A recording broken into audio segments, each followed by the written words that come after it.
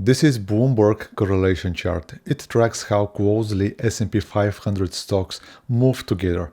The last time it hit these levels was February 2018, 16 days before the market was 10% in what they now call Volmageddon. Today it is printing the exact same signal. But that is not the only thing breaking, because behind the scenes, oil, bonds and the real economy are telling a story that the stock market is refusing to hear.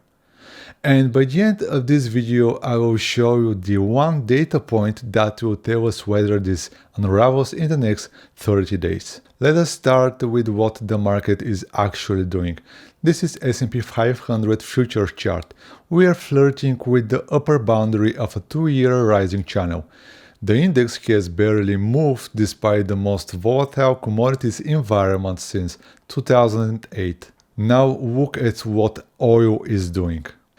Crude is in a deep backwardation, meaning the physical market is in a supply crisis. Front-month oil is trading at a steep premium to 6-month futures. The last time we saw this level of backwardation, 2008 and 2022, the real economy was already breaking. And here is the proof. Wholesale inventories just printed 1.4% month over month. 3.5 times the Wall Street estimate of 0.4%. Goods are piling up in warehouses shelves because nobody is buying them. This data suggests a demand shock is already in motion. It is not just the warehouse. Look at this NFIB small business capex plans. They have collapsed to the lowest level since 2008. The global financial crisis. Small businesses are the backbone of the American economy. They employ half the private workforce. And right now they are telling you that they have no plans to invest. So oil is crushing their margins. Rates are too high to borrow and demand is evaporating. This is not soft landing. This is what the early stages of a contraction look like. But here is where it gets truly dangerous. Months ago on this channel I warned you that silver was set to fall and equities were vulnerable, pointing directly to oil as the breakout trade to watch. All three of those scenarios played out exactly as mapped. This is what we do here. We spot the rotation before the crowd does. If you want the next play before it hits mainstream news, make sure you subscribe. This is the Goldman Sachs earnings revision chart. Since 1985, the typical path of the S&P 500 consensus EPS estimates is downward. So analysts start optimistic and reverse lower as reality sets in. The median revision is -8% by year end. 2026 is the only year in recorded history where estimates have revised upward, plus 5%. This is not because earnings are stronger. It is because a handful of AI's megacaps are masking the dangerous environment that we are in. This Goldman chart makes it clear. AI infrastructure stocks are up over 120% since December 2023. Software is down 20%. The equal weight S&P 500 is flat, so the entire rally is being carried by 5 or 6 names building data centers.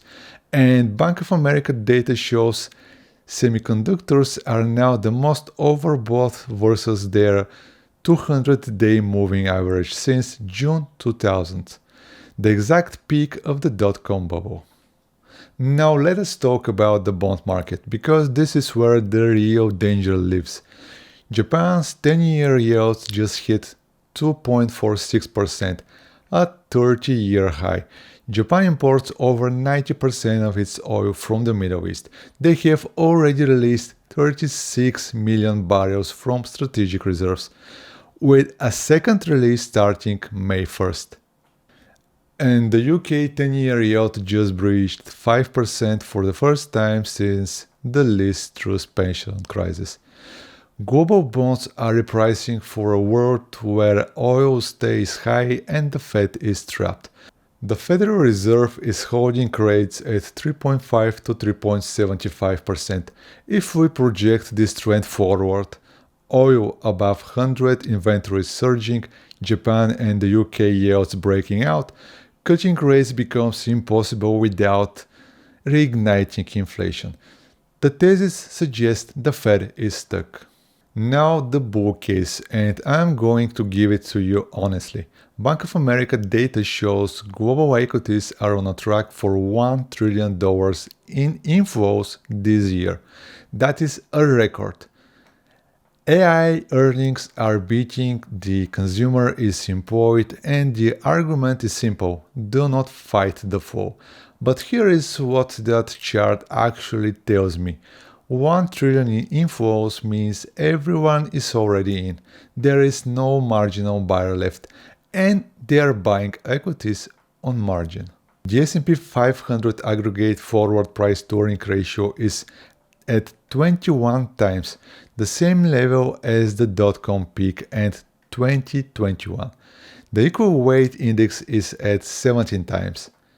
The market is paying a premium that only makes sense if earnings grow perfectly, and we just saw that the earnings estimates are the most bizarre in 40 years.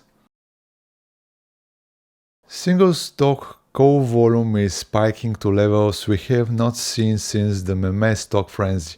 This is retail speculation, not institutional conviction. However, if AI revenue growth exceeds 40% year over year and oil reverses below $85 per barrel, as I have said it multiple times in my videos, this entire bearish framework collapses because the earnings growth would justify the multiple. That is the risk to this thesis. The S&P technical composite is at 1.2, approaching the overbought zone where sell-offs historically begin. And the VIX is following the exact pattern I showed you in previous videos. Higher walls compressing into a breakout. Here is what to watch. May 2nd ISM manufacturing PMI, May 12 CPI print. If PMI drops below 48 and CPI comes in hot above 3.5 while VIX breaks above 22, the thesis suggests the correlation snap I showed you at the start of this video activates. The last time I did, the market was 10% in 16 days, but keep in mind this is not a financial advice. I'm just telling you that so you be very careful here. See you in the next one.